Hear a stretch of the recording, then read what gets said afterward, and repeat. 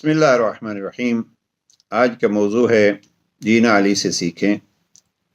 अल्लाह सुब्हानहु व तआला ने ज़िंदगी जैसी नेमत इंसान को अता फरमाई है, तो उसको गुजारने के तरीके के लिए कुरान मजीद दस्तूरुल अमल के तौर पर और मोहम्मद मुस्तफ़ा सल्लल्लाहु अलैहि वसल्लम उस्ताद रहनुमा के तौर पर हमें मुहैया फरमाए। अब कुरान पर मुकम्मल अमल करके और मुस्तफ़ा सल्लल्लाहु अलैहि वसल्लम के दस्तूरात को मुकम्मल तौर पर अपनी ज़िंदगी में अपना के अगर किसी ने दिखाया है, या बाज़ बुज़ुर्गों के बकौल अगर तरबियत मुस्तफ़ा का और तालीम किताब खुदा का मुकम्मल नमूना देखना है, तो वो ज़ात अली इब्न अबी तालिब है। और मैं इसको दोहरा रहा हूँ कि वो ज़ात ग्रामी जिसने अपनी ज़िंदगी के अख्तिताम पे रब काबा की कसम खा के फरमाया कि मैं कामयाब जा रहा हूँ, वो ज़ात अली इब्न अबी तालिब है। लिहाजा अगर ज़िंदगी को कामयाबी के साथ हमकिनार करना है, तो उस ज़ात को देखना पड़ेगा जो ऐलान कर रही है कि मैं कामयाब जा रहा हूँ। जनाब अमीरुल मोमिनीन ने नहजुल बलागा के खुतबा नंबर 173 में बड़े वाज़े अल्फाज में ये फरमाया है कि मैं उस वक्त तक आपको कुछ कहता नहीं, हुक्म नहीं देता, इताअत का नहीं कहता, जब तक मैं उस पर खुद अमल न कर लूँ, और इसी तरीके पे आपको किसी चीज़ से नहीं रोकता जब तक मैं उसको छोड़ न चुका हूँ। ये है जनाब अमीर अलैहिस्सलाम का अपनी ज़िंदगी के बारे में फरमा।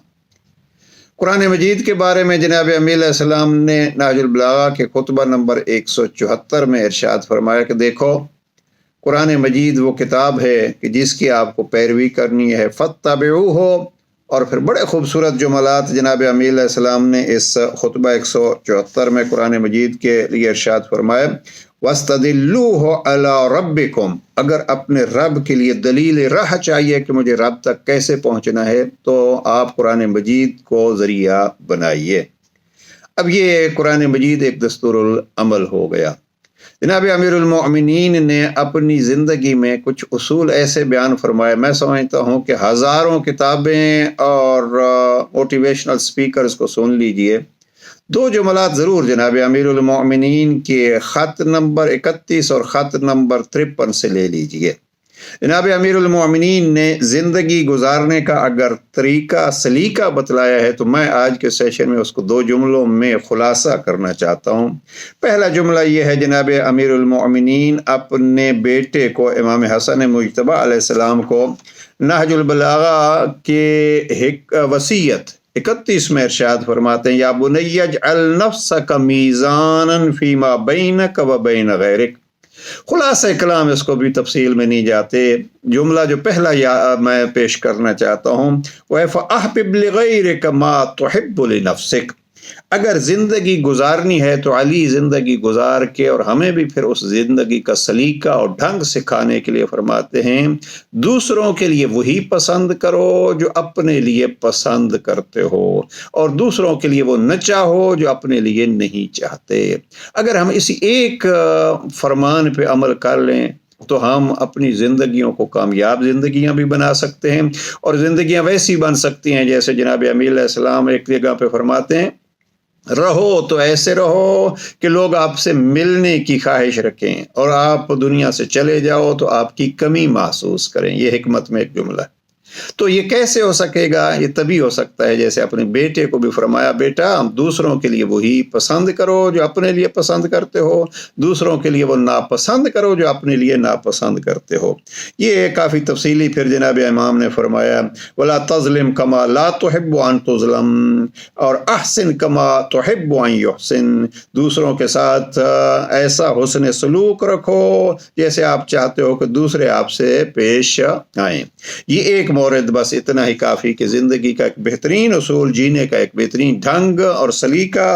और दूसरा, जनाब इमाम ने अपने प्यारे साहबी जनाब मालिक अश्तर को जो ख़त लिखा, और मैं अक्सर ये अर्ज़ करता रहता हूँ कि ये ख़त हमें एक बार अपनी ज़िंदगियों में अपनाना चाहिए। अगरचे बतौर गवर्नर मिस्र आपको फरमाया, लेकिन ये घर के छोटे से माहौल से भी इसको शुरू किया जा सकता है।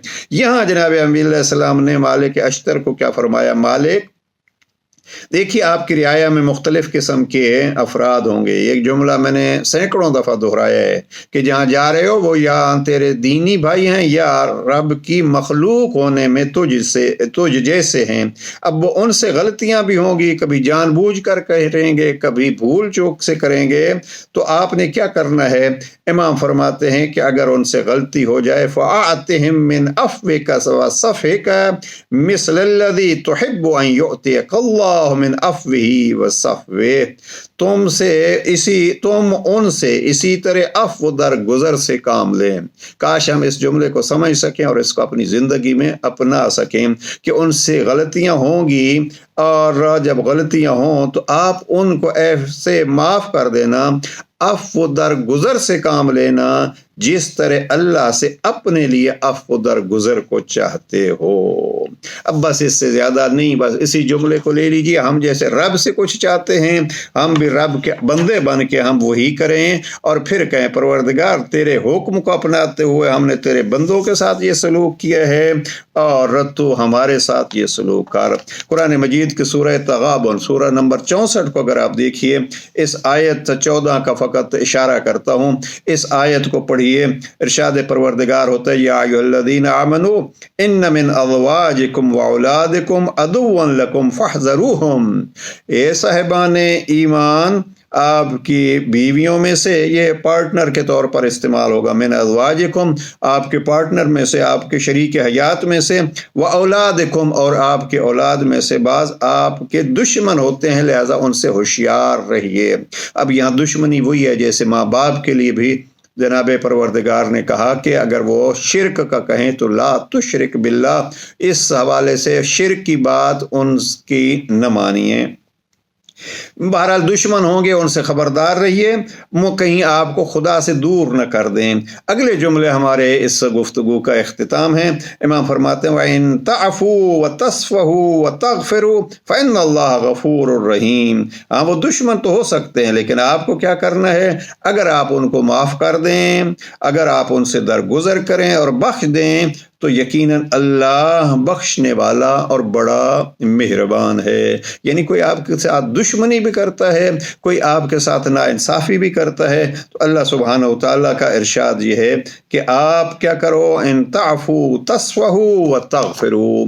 آئیے کوشش کریں کہ ہم اپنی زندگیوں میں دوسروں کے گناہوں کو گننے اور پھر ساری زندگی اس گناہ کی وجہ سے یا اس غلطی یا ہمارے ساتھ زیادتی کی وجہ سے اس کو سرزنش اور سزا دینے کی درپے نہ ہوں، بلکہ اگر کسی نے غلطی کی ہے تو ہم اس کو یوں معاف کر دیں جیسے ہم چاہتے ہیں کہ ہم سے غلطی ہو اور اللہ ہمیں معاف کر دے. ایک جگہ پہ قرآن مجید میں یہ ہے کہ آپ دوسروں کو چاہتے ہو کہ اللہ آپ کی گناہوں پہ، آپ کے عیوب پہ پردے ڈالے، تو آئیے ہم بھی ایسے بن جائیں کہ اگر کسی سے غلطی ہو جاتی ہے تو ہم اس پہ پردے بھی ڈالیں. پروردگار ہمیں ایسی زندگی گزارنے کی توفیق نصیب فرمائے کہ خدا بھی راضی ہو، مصطفیٰ بھی راضی ہو، اور پھر وہ اعلان امیر المومنین ذہنوں میں ہو جہاں جناب امیر فرماتے ہیں فزت برب الکعبہ. اللہ سبحانہ و تعالیٰ ایسی زندگی جیسے علی نے گزاری ہے قرآن و فرمان مصطفیٰ کے مطابق زندگی گزارنے کی توفیق نصیب فرمائے. والسلام علیکم ورحمۃ اللہ.